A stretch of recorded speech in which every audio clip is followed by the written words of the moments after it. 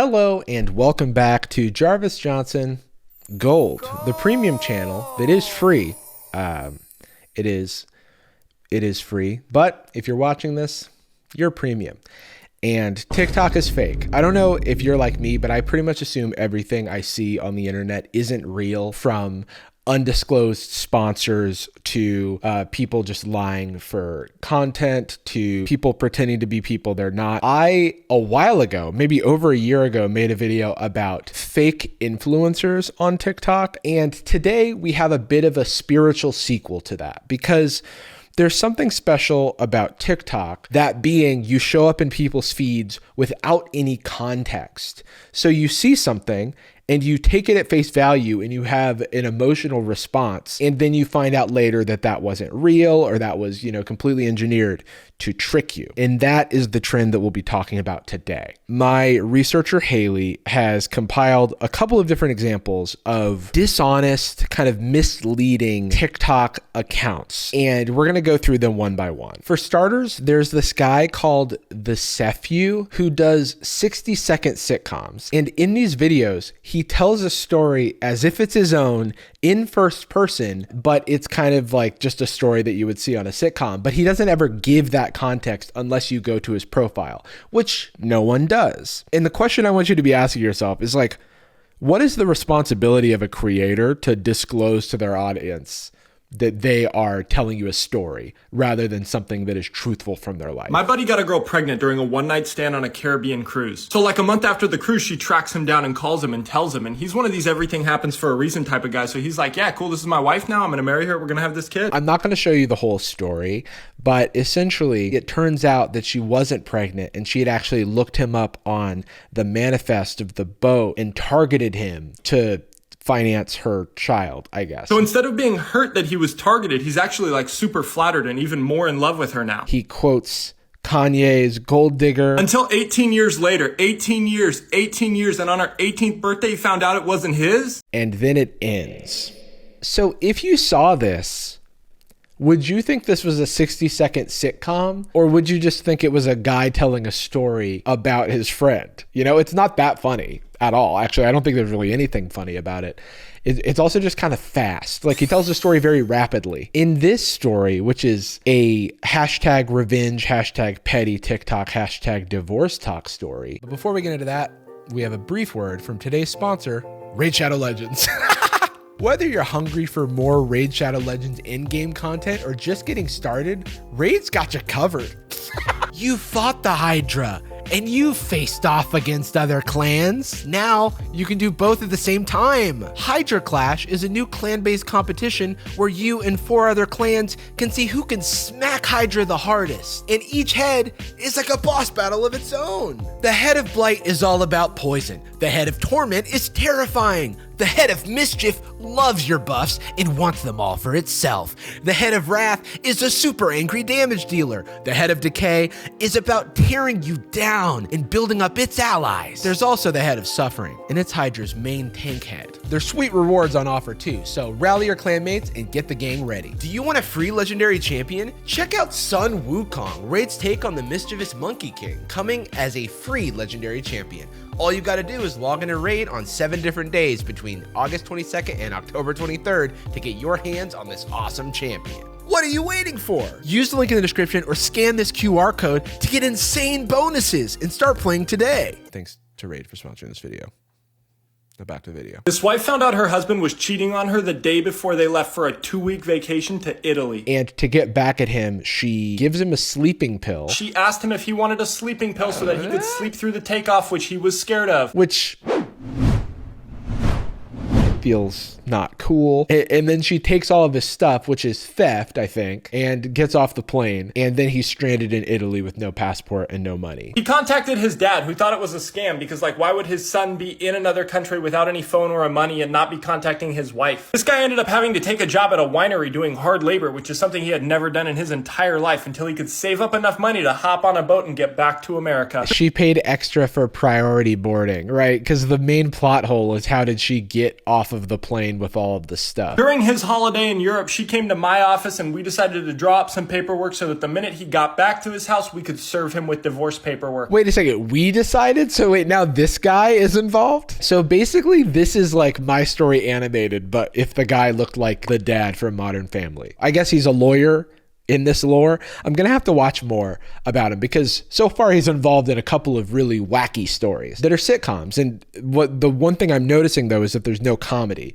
except for like the sort of karmic comedy of, ooh, nothing sweeter than revenge, you know? The guy says he's telling fictional stories, so I assume it's not real. But he's presenting them as real unless you go to his profile, which no one is doing. You can tell that no one is doing this in the comments here. There's no way this is a true story. Passport control would have caught him before entrance into a foreign country. Great point. If he landed in another country without a passport, wouldn't he get deported back to his country of origin? Or wouldn't you have to involve the embassy from the country of origin? It doesn't check out. But this guy's a lawyer, allegedly. Oh, right. And then there's this whole other element to the story where the guy, to earn money to go back to the States, he like worked at an Italian winery. It's definitely like r/that happened, you know? That one has 760,000 views. Let's look at another high view count one. As a divorce lawyer, if my client tells me that her husband is crazy, I believe her, but it's my job to prove it to the court that this guy is crazy. Which is why I keep a male modeling agency on speed dial so that when we show up to the first deposition, it can look like my client is already dating a very attractive new man. One of the single best parts of my job is watching the now ex-husband fume with jealousy. This isn't funny.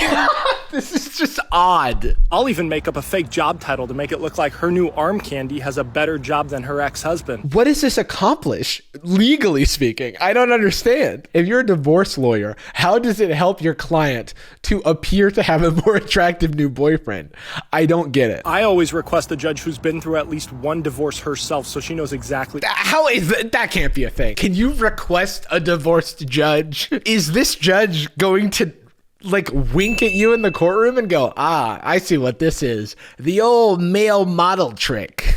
Maybe the comedy comes from how outlandish this man's stories are. On my murder trial, I'd like a judge who's got a few bodies, actually. Your Honor, you don't understand. If you had also committed arson, you'd see where I'm coming from. He keeps claiming that he's a divorce lawyer, which he does not claim if you actually go to his bio. And it's called The Robbie Show. So it's clearly, you know, a presentation. It's clearly a show, but it is not presented as such. And that is the theme of today's video. Respectfully, this is giving Saul Goodman vibes and I'm here for it. It's like those TikToks where all the replies are like, this guy's such a savage. This guy's cracked the code. He sees through the matrix. You had me at Turks and Cacao. You, sir, have won the internet today. Here, take my Reddit gold. This is made of wind. Apparently this guy's initial burst of popularity came from the story of how he met his wife. Obsessed ex-girlfriend tries to ruin her ex's shotgun wedding to a woman he made pregnant during a one-night stand. There are too many things happening in the sentence. I actually have to read it again. Hold on. So apparently this is the first TikTok that he had that popped off, and he deleted it. I wonder why. Thankfully, it has been reposted. This is the entire story in one TikTok. About 6 years ago, a girl found my modeling pictures on Instagram Explorer and became obsessed with me. She began watching my Instagram stories every single day, and one day when I said I was going down to Fashion Island to pick up a new smartwatch, she followed me down there. While we were down there, she hacked into the location software on the smartwatch. No, she didn't. Okay, I've seen enough. Already, it's kind of sus if you think someone is potentially following you to be posting your location everywhere. People can get hurt. You know, stay woke out there. Be careful, everybody, posting your exact location. No, she didn't hack your smartwatch. No shot. He jumped the shark 19 seconds in. This continued for the 4 years that we dated. Their company eventually went belly up. As revenge, the friend came to me. I confronted my girlfriend and said, hey, look, I took about 2 months to find myself on a Mediterranean cruise. It was on that cruise that I ended up getting a girl pregnant during a one-night stand. When my ex heard that— What are you talking about? What? So anyway, that's just to whet your appetite at the type of confident lying that occurs on TikTok. And this guy is, I guess, trying to do jokes. It's hard to say that for sure because like I've watched a number of these and there are like very few joke attempts. It's just like a straight ahead telling of a story that's like slightly unbelievable or like just unbelievable enough that you know it didn't happen. So I don't really understand how it's a sitcom. But this is a genre. This is a genre on TikTok. People telling stories as if it's their own. It's the whole My Story animated playbook, actually. Sometimes they disclose that they got it from another location. Other times they don't, and it's just clearly made up. But I want to show you another guy by the name of Jonathan Moss, the Jonathan Moss. He has 7.2 million followers on TikTok, and he's a comedian. He's a storyteller. He's a musician. He is a multi-hyphenate, but he also does this lying for clout thing. A year and a half ago, my wife got into a tragic car accident. I looked at the phone and I was shocked. I've never seen this name before, but after scrolling through the messages, I saw pictures, I saw videos, I saw things that I couldn't even get her to do with me. In Barbados. So this is all fake. I've had videos pretty much break the internet. I've had stories go so viral that people really thought they were my stories. Because you present them as your stories. That's the issue. They would not go viral if you were making them up or if people thought you were making them up. But because you were telling them in the first person as if they actually happened to you, there are some people who unfortunately take you at your word, and then you profit off of that. Literally, to this day, people are still asking about my wife in the wheelchair. That's bad. That's not good. If people see Ryan Gosling on the street, they will not ask him what life was like in the Mojo Dojo Casa house because they know that he was acting a role in a film. This guy is pretending to tell these stories for real. So the fact that people think that these things really happen to him is a bad sign. That does not make you a storyteller. That makes you a liar to me. They sent me a whole story and I read the story and people were like, yo, did this happen to you? And I didn't get the correlation. And I was like, no, this is somebody else's story. And they were like, dang, you told it so good. Like, I really thought you went through this. Yeah, because you told it in the first person. Like, no offense, maybe full offense to this guy's like ability to sell the story, but no one is expecting to be told a story in the first person from someone else because we as humans like take things that people tell us at face value like by default. So it doesn't matter how good your storytelling ability is. You could have said anything. I can relay emotion very well because I feel what the person is telling me. Bro's hitting us with I am an empath for real. I legit felt like my daughter was passing away, so I relayed it like my daughter was passing away. Don't do that. And people send me new stories every single day. I also get stories off of Reddit. At least he admits it. What I do is extremely special to me because when I read the story, I relay the emotion. Dude is gassing himself up so much for I'm telling other people's stories as if they're my own. Where things kind of fall off is they don't actually follow every story. They follow one story and then be like, hold on, these aren't connected. Yeah, that's your fault. You know that you're benefiting from the fact that people are going to think it's your story. And that's where I have an issue because I don't think ethically that's cool. You can watch a movie and feel an emotion. You can tell a story that belongs to someone else and have them feel an emotion. Just be honest that it's not a real story. And it includes all of the salacious elements of My Story Animated, where there's people with all sorts of horrific things happening to them. With that out of the way, the final boss of people who are lying to TikTok but have convinced themselves that they have a noble cause is going to require a bit of a trigger warning for kidnapping and abuse for the next TikToker creator. So this is from a channel called Tony Loves Angel. The description is must watch and help raise awareness, please. Hashtag rescue, hashtag sign language, hashtag cops, hashtag true crime, hashtag abuse awareness, hashtag abuse survivor, real TV, news, highway patrol. Okay. This is presented in a extremely serious fashion. That car right there? Yeah, that one. These people are driving in a car and they see someone on the highway driving in a car with no license plate where the person in the passenger seat gives a sign for help. Go up next to her. That's her? That's her. That's her. She did it again. She did it again. cheated again. Okay, what do we do? That's the sign for help? That's the sign for help. What do we do?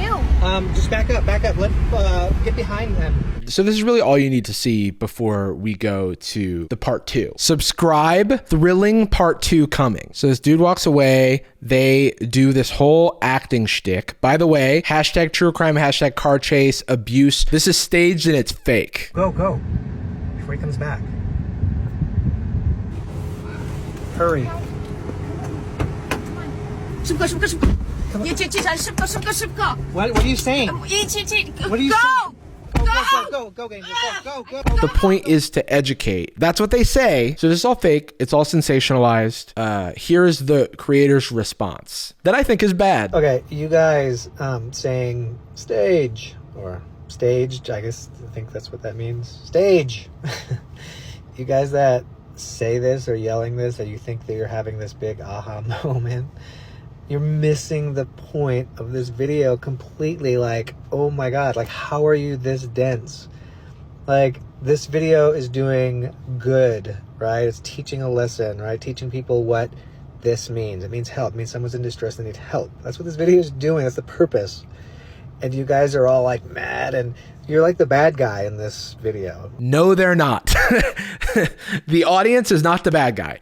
You're the bad guy. Calling people stupid or that they don't understand, or that they think they're having an aha moment when the reality is like going over their head. Respectfully, fuck off. This is so disingenuous. It's so unfair for you to say that when you are responsible for what you've done. You clickbaited the first part of this story. You clickbaited. If that symbol was so important, you waited till the end of the second part to describe the hand signal and to give a domestic abuse hotline on your staged video. What are you talking about? Like, you don't get it. Like, you're deterring is what you're doing. You're leveraging people's real pain and trauma for clicks, and then you, at the last second, are saying, oh, hey, we're actually meant to raise awareness. That doesn't go viral if it's a reenactment or if it's a fictional story. And sure, you can say that it wouldn't have got as many views, so it wouldn't have raised as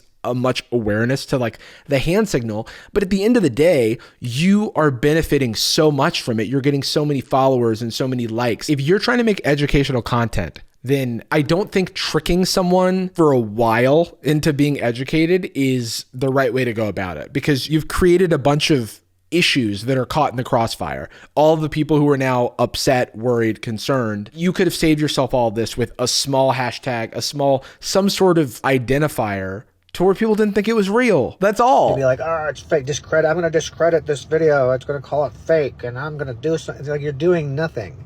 You're just really looking dumb. It looks like you don't get anything. It's so wild how you're calling the audience dumb and that they don't get anything. You don't get it, Tony.